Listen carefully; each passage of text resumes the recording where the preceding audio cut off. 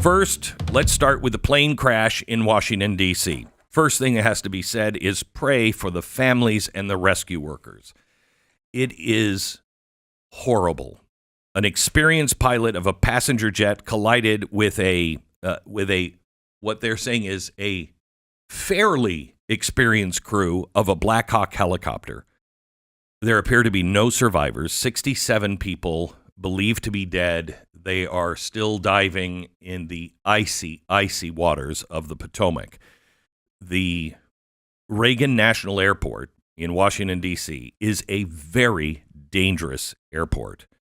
So pray for everybody involved. Now, it's too early to assign any blame, but the usual is happening in the world of politics. Donald Trump is responsible, blah, blah, blah.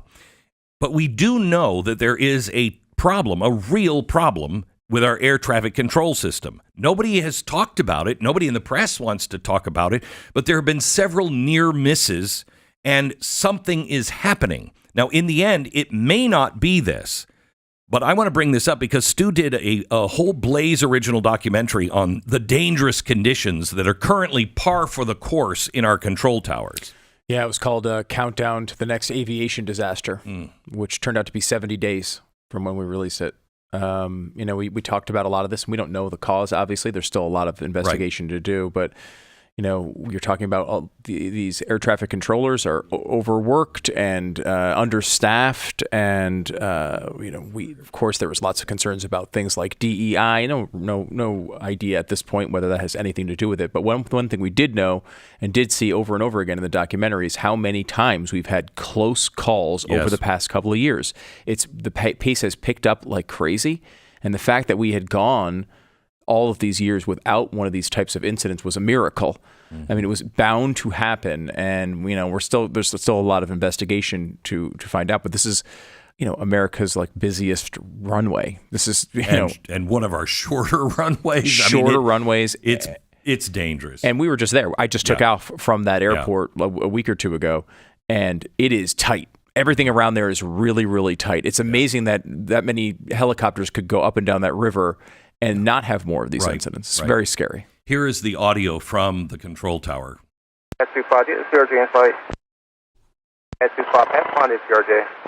This club has a aircraft in flight precedent separation. Separate.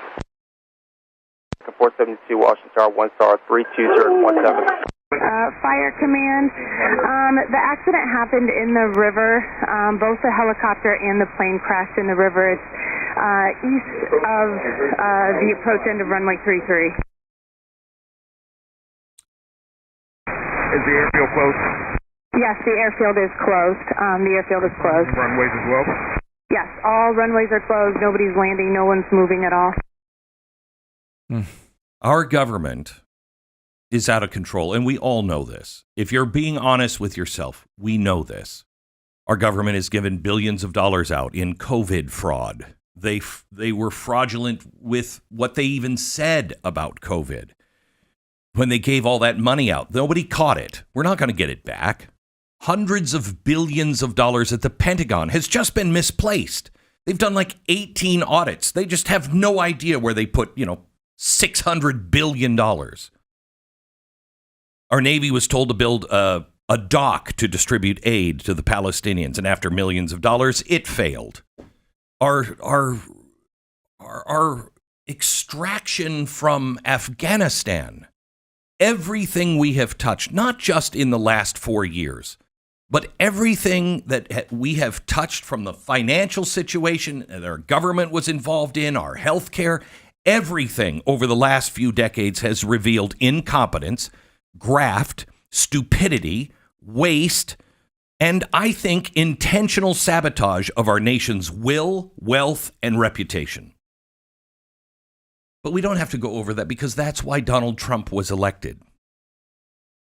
But as I told you before, we have many dark days ahead of us. But then if we allow this administration to do what they promised, the clouds will break and it will be a morning in America again, and we will be able to write a new chapter. But we are in the thick of it. Let me give you this.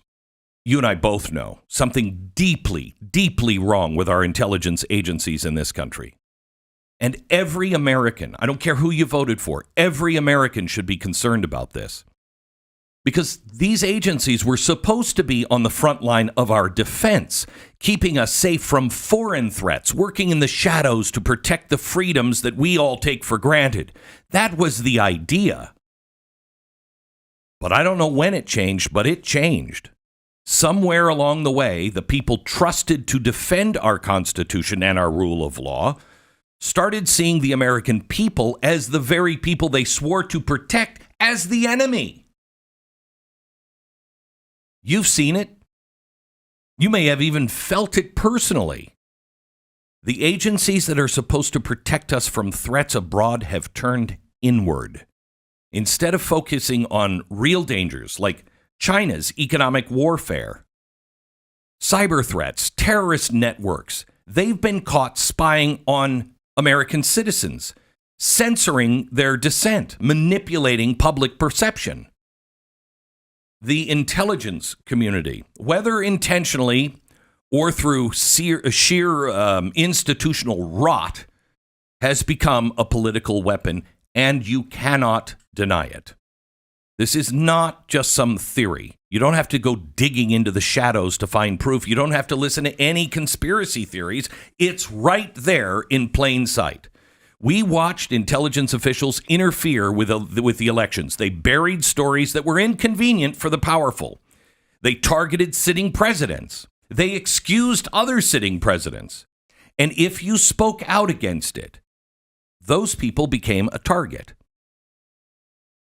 The best example is, well, Donald Trump, but the next one is Tulsi Gabbard. She was a Democrat. You probably remember the moment she went from being a rising star in Washington to a threat that had to be destroyed. It wasn't when she served as a Democrat in Congress. It wasn't when she deployed to Iraq and served honorably. It was when she started asking questions and refused to fall in line. When she called out the war machine, they smeared her.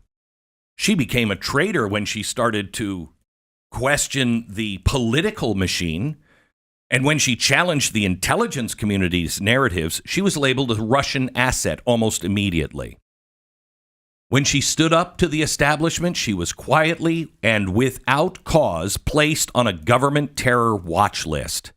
Now think about that for a second. Somebody who is a lieutenant colonel, I believe, served honorably, I believe still serves, ran for president of the United States as a Democrat, a sitting member of Congress, a woman who swore an oath to protect and defend the Constitution, labeled as a potential terrorist by the institutions that are supposed to defend American democracy. That's out of control. You know it and I know it. But she, despite everything they threw at her, did not back down. She fought back. She stood. She refused to stop asking questions. That is exactly why she needs to be confirmed as the Director of National Intelligence. She is a proven warrior that has shown she is not afraid to take a bullet in the field or a metaphorical or physical bullet here in the country to defend our way of life, to ask the questions that must be asked. The person leading the intelligence community right now should not be and cannot be another Washington insider. It cannot be somebody who spent their career moving from one agency to another. It cannot be somebody who has just made all the right connections, learned to play the game. It must be someone who has seen the system from both the inside and the outside and truly understands, in her case, firsthand, how broken it is because she was targeted by it. Believe me, there is a difference between the Donald Trump of 2016 and the Trump of 2024. What is it? He saw the machine from the inside and the outside, and it tried to destroy him. So he knows how dangerous it is. Much of this in our country is coming from black ops, money that just is never accounted for, our intelligence agency turning all of the weapons in coordination with Five Eyes on you. You know, when I talk to Donald Trump, I feel the same way I feel about Tulsi Gabbard. When Donald Trump was on the stage in Pennsylvania, bleeding, he told me his only thought was, this is pathetic. Get up. Don't show them weakness. Get up. And he got up and said, fight. I feel the same way about Tulsi Gabbard. She has been under the gun, and she has had the courage to stand up and face it and continue to say it to their face. You want somebody that has the courage to make sure that what happened to them never happens to you? Tulsi Gabbard is that person. She knows what needs to be fixed. She knows these agencies have been abused. And unlike the career bureaucrats who see reform as nothing but a talking point, she actually has the will to do something about it.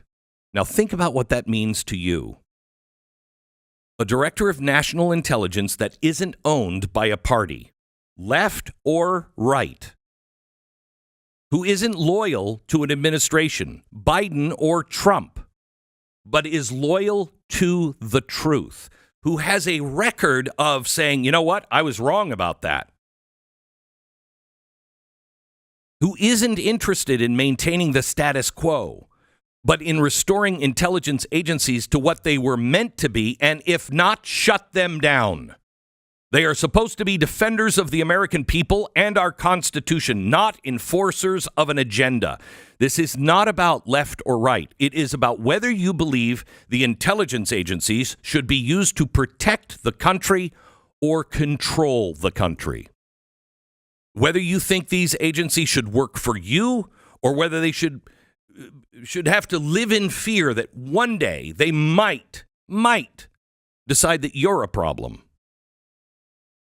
I know because I've talked to senators and I've talked to congressmen who have told me in the dead of night with no cell phones around and outdoors, they are afraid of the intelligence agencies because they're being watched and monitored and they feel under threat. Now, the Senate today is going to try to make this all about politics. They'll ask all of the stupid questions like yesterday, are you for onesies or not? They'll pretend they're vetting her like any other nominee. But what they're really deciding is whether they want somebody in that position who will challenge the system or just let sleeping dogs lie. Do you want somebody who does that or who will shine the light where the light isn't supposed to be shined? Do you want somebody who can be bullied, can be compromised, or do you want somebody who cannot be bullied, bought, or blackmailed into compliance? If that's what you want, the latter, if you believe intelligence should serve truth, not power, let your senators know Tulsi Gabbard is the only choice.